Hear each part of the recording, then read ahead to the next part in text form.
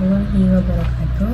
Saya Lelina Fitriani Astuti dari kelas 5B Prodi Manajemen Dakwah Universitas Islam Negeri Mataram. Jadi saya di sini akan menjelaskan mengenai konsep, tujuan, prinsip, jenis, sasaran, dan prosedur merancang perencanaan pusat studi dakwah. Jadi yang pertama itu kita akan membahas konsep perencanaan pusat studi dakwah. Nah, dari kata perencanaan kita bisa dapat planning. Planning itu dapat didefinisikan sebagai suatu proses penetapan tujuan yang hendak dicapai dalam waktu yang terbatas, serta diidentifikasi langkah-langkah yang diperlukan untuk meraih tujuan tersebut. Nah, dalam manajemen dakwah, perencanaan itu disebut taktib yang bertujuan untuk menentukan sasaran-sasaran industri dalam kebijakan program-program serta metode-metode untuk mencapainya. Jadi perencanaan secara umum dan dalam manajemen dakwah itu sama-sama mempunyai langkah-langkah yang dimana langkah-langkah tersebut untuk mencapai suatu tujuan kayak gitu.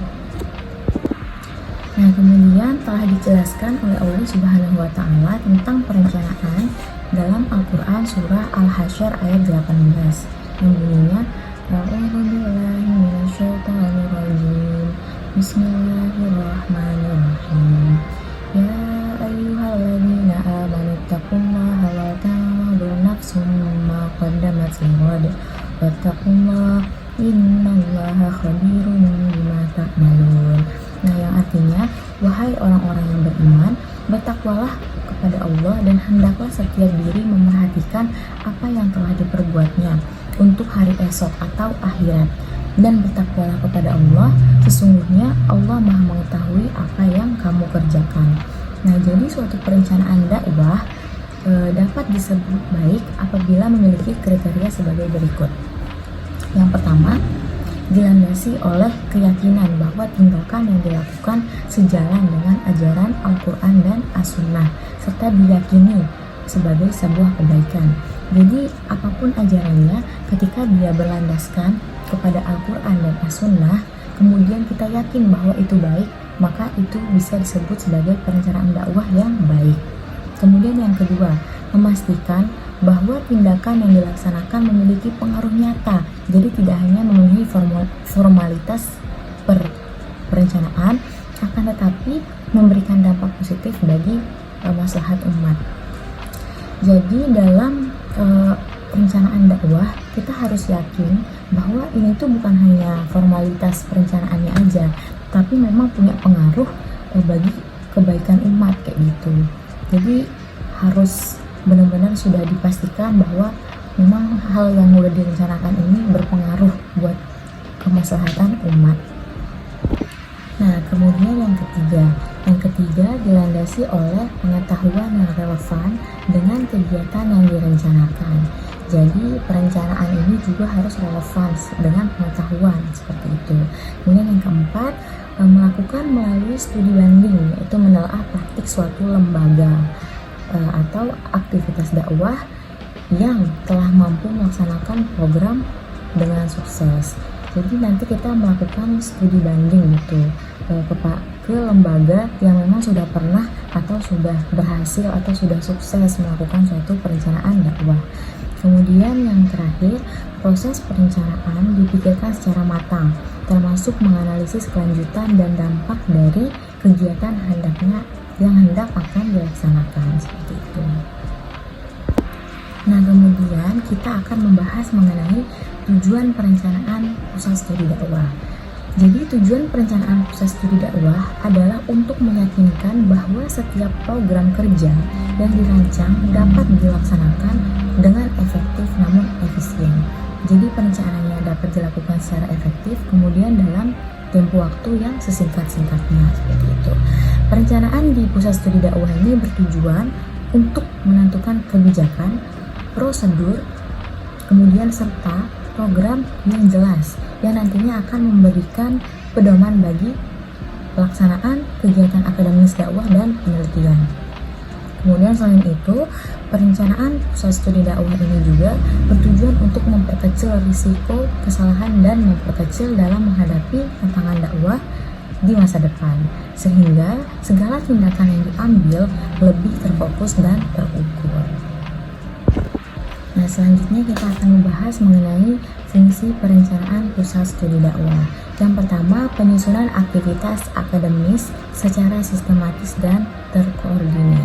Nah, jadi pusat studi dakwah ini berfungsi untuk mengatur kegiatan akademik, penelitian, dan pelatihan dakwah secara sistematis dan struktur. Ini mencakup penyusunan kurikulum yang sebelumnya sudah saya bahas. Kurikulum di sini maksudnya seperti akidah, tauhid, fikih, dan lain-lain. Kemudian pengembangan program penelitian dan pelatihan untuk memudahkan terlaksananya tujuan pusat studi dakwah. Kemudian yang kedua, mengantisipasi perkembangan isu-isu keagamaan dan sosial di masa depan. Jadi fungsi ini membantu pusat studi dakwah untuk melakukan kajian proaktif terhadap tren keagamaan, sosial, maupun budaya. Kemudian yang terakhir adalah menerangkan metode dakwah yang efektif dan efisien. Ya, perencanaan dalam pusat studi dakwah ini memungkinkan institusi untuk melakukan penelitian dan pengembangan terkait metode atau uslub dakwah. Selanjutnya kita akan membahas prinsip perencanaan pusat studi dakwah. Jadi Manulang berpendapat bahwa suatu rencana yang efektif harus mencakup beberapa elemen yang diketahui sebagai 5W+1H. Jadi 5W+1H ini ada what, why, where, when, who, and how. Jadi what itu apa, kemudian where itu di mana, where itu di mana, why itu kenapa, when itu kapan, dan who itu siapa, dan yang terakhir adalah how itu bagaimana. Kemudian dalam merumuskan suatu rencana biasanya digunakan analisis SWOT, yaitu strength, weakness, opportunity, dan threat. Nah, jadi yang pertama ini dari analisis SWOT ini adalah strength. Strength ini mengidentifikasi kekuatan yang tersedia untuk mencapai tujuan gitu. Ya, kekuatan itu dari internal diri kita gitu. Kemudian weakness, yang kedua itu mencari dan merumuskan kelemahan yang ada di pusat studi dakwah, ya baik itu masjid, pesantren maupun pusat studi dakwah lainnya ya, dan lingkungan sekitarnya. Kemudian yang ketiga itu opportunity. Jadi menjelaskan berbagai peluang yang mampu digunakan untuk mencapai tujuan. Kemudian yang terakhir threat. Jadi mengidentifikasi ancaman yang mungkin muncul dalam usaha mencapai tujuan. Kemudian kita sekarang akan membahas sasaran perencanaan pusat studi dakwah. Jadi sasaran dalam perencanaan pusat studi dakwah ini sangat bervariasi ya teman-teman, dan dapat disesuaikan dengan konteks, kebutuhan, dan visi misi dari lembaga yang bersangkutan. Namun secara umum, target tersebut dapat dirangkum menjadi beberapa kategori utama, yaitu yang pertama, sasaran akademik dan keilmuan, yang kedua, sasaran dakwah dan pengembangan masyarakat, yang ketiga, sasaran kelembagaan, dan yang terakhir adalah sasaran khusus atau tergantung konteks.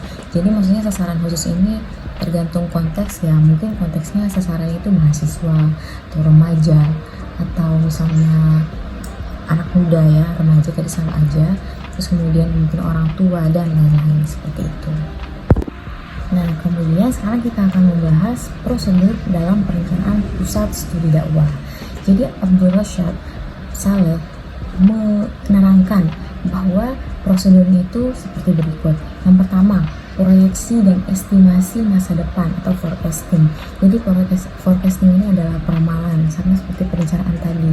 Kita mengestimasi bagaimana nanti perencanaan di masa depan seperti itu. Perencanaan sekarang untuk masa depan seperti itu. Kemudian yang kedua, penetapan dan perumusan sasaran untuk mencapai tujuan dakwah. Kemudian yang ketiga, penentuan aksi dakwah dan keutamaan pelaksanaannya. Yang keempat, penetapan jadwal waktu. Kemudian yang kelima, penetapan metode dakwah. Yang keenam, penentuan lokasi. Yang ketujuh, penetapan biaya, fasilitas, dan faktor-faktor lain yang diperlukan. Dan yang terakhir adalah evaluasi dan monitoring. Jadi teman-teman, evaluasi ini sangatlah penting, baik di organisasi ataupun suatu lembaga. Setelah kita merencanakan sesuatu, kemudian kita melaksanakannya, kita butuh evaluasi di akhir. Ya, evaluasi ini berfungsi untuk memperbaiki atau memperbaiki kesalahan di masa lalu untuk menjadi lebih baik di masa yang akan datang, seperti itu. Baik teman-teman, mungkin hanya itu yang dapat saya sampaikan mengenai perencanaan pusat studi dakwah. Kurang lebihnya mohon maaf jika ada salah kata. Sekian dari saya. Wassalamualaikum warahmatullahi wabarakatuh.